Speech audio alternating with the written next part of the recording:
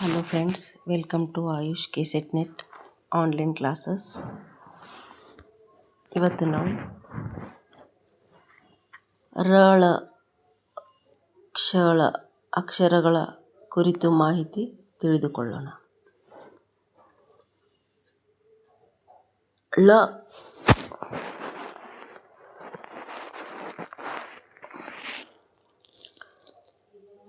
ಳ ಹಳಗನ್ನಡದಲ್ಲಿದ್ದ ಎರಡು ಅಕ್ಷರಗಳು ಹೊಸಗನ್ನಡದಲ್ಲಿ ಕಂಡುಬರುವುದಿಲ್ಲ.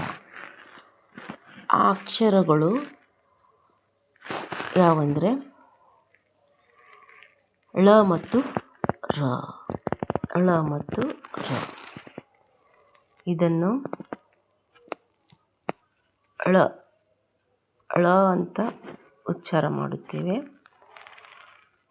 ಇದನ್ನು ರ ಅಂತ.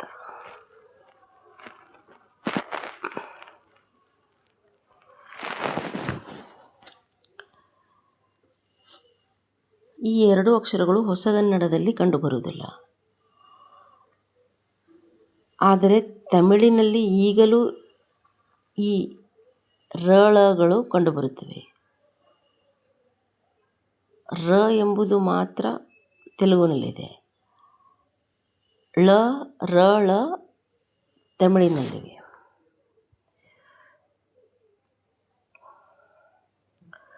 ಪ್ರಾಚೀನ ಕಾಲದಲ್ಲಿ ಳಕಾರವು ಕನ್ನಡ ಜನರ ಉಚ್ಚಾರಣೆಯಲ್ಲಿದ್ದಿರಬೇಕು. ಅದರ ಉಚ್ಚಾರಣೆಯು ಯಾವಾಗ ನಿಂತಿತು? ಸುಮಾರು 12ನೇ ಶತಮಾನದ ಹೊತ್ತಿಗೆ ಳ ಅಕ್ಷರ, ಹಳಗನ್ನಡದ ಳ ಅಕ್ಷರ ಏನಾಯಿತು? ಲೋಪವಾಯಿತು. ಇದನ್ನು ಕುರಿತು ಹರಿಹರ ಏನು ಹೇಳಿದ್ದಾನೆ ಅಂದರೆ, ನೋಡೋಡೆ ಒಂದಕ್ಕರಮದು, ನೋಡೋಡೆ ಒಂದಕ್ಕರಮದು, ಮಾಡೋಡೆ ಉಚ್ಚಾರಣೆಗರಿದು ಮೂರುಂ ತೆರನಂ, ಕೂಡೆ ಕವಿತತಿ ವಿಚಾರಿಸ ಬೇಡದರಿಂ ರಳಕುಳಕ್ಷಳಗಳಂ ಅದರೋಳ್. ನೋಡುವೊಡೆ ಒಂದಕ್ಷರಂ, ಅದು ಳ ಅನ್ನೋದು ಒಂದೇ ಅಕ್ಷರ.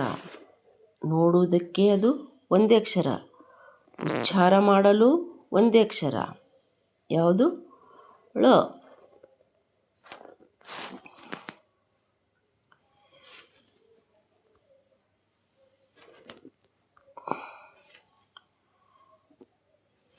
ರಳ ಕುಳ ಕ್ಷಳ ಳ.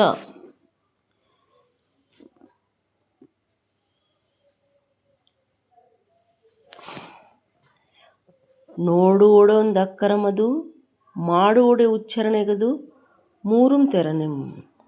ರಳ ಕುಳ ಕ್ಷಳ ಇವು ಮೂರು ನಾವು ರಳ ಕುಳ ಕ್ಷಳ ಇವು ಮೂರು ಏನು ಉಚ್ಚಾರಣೆ ಮಾಡುವಾಗ ನಾವು ಳ ಅಂತೆ ಬಳಸ್ತೀವಿ. ಕೂಡೆ ಕವಿತತಿ ವಿಚಾರಿಸಬೇಡದರಿಂ ರಳಕುಳಕ್ಷಳಗಳಂ ಅದರೋಳ್. ಈ ಪದ್ಯದಲ್ಲಿ ಹರಿಹರ ಏನು ಹೇಳಿದ್ದಾನೆ ಕಂಠೋಕ್ತವಾಗಿ?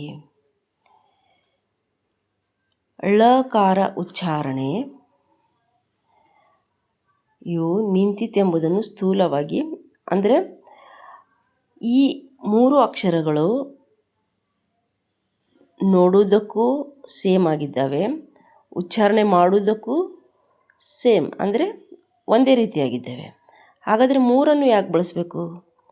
ಯಾವುದಾದ್ರೂ ಒಂದನ್ನು ಮಾತ್ರ ನಾವು ಬಳಸಿದರೆ ಆಯ್ತಲ್ಲ ಅಂತ ಇಲ್ಲಿ ಹರಿಹರ ತನ್ನ ಈ ರಗಳೆ ಮೂಲಕ ನಮಗೆ ತಿಳಿಸಲು ಹೊರಟಿದ್ದಾನೆ. ಹಾಗಾಗಿ ಈ ಹಳೆಗನ್ನಡದ ಳಕಾರ ಉಚ್ಚಾರಣೆ ಸುಮಾರು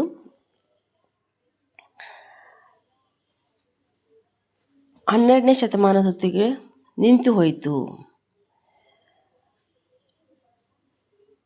ಅಂತ ನಾವು ಹೊಸಗನ್ನಡದಲ್ಲಿ ಅದರ ಬಳಕೆ ಸಂಪೂರ್ಣವಾಗಿ ನಿಂತು ಹೋಯಿತು ನಡುಗನ್ನಡ ಕಾಲದಲ್ಲಿ ನಿಂತುಹೋಯಿತು. ಹೊಸಗನ್ನಡದಲ್ಲಿ ಅದು ಬೇರೆ ರೂಪ ಪಡೆದುಕೊಂಡಿತು. ಆಮೇಲೆ ಅದು ಳಕಾರವಾಯಿತು.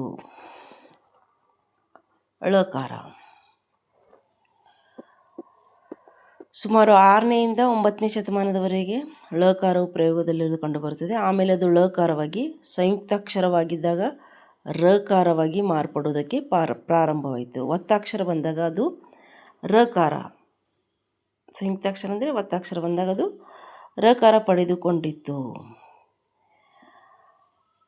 ಹಾಗಾಗಿ 9ನೇ ಶತಮಾನದ ಅಂತ್ಯ ಅಥವಾ 10ನೇ ಶತಮಾನದ ಆದಿಭಾಗಕ್ಕೆ ಇನ್ನು ನಡುಗನ್ನಡ ಆರಂಭಕ್ಕಿಂತ ಮುಂಚೆಯೇ ಅದು ಜನರ ಉಚ್ಚಾರಣೆಯಿಂದ ಲೋಪವಾಯಿತು ಎನ್ನುವುದನ್ನು ನಾವು ಹರಿಹರನ ಈ ಮಾತಿನಿಂದ ತಿಳಿದುಕೊಳ್ಳಬಹುದು.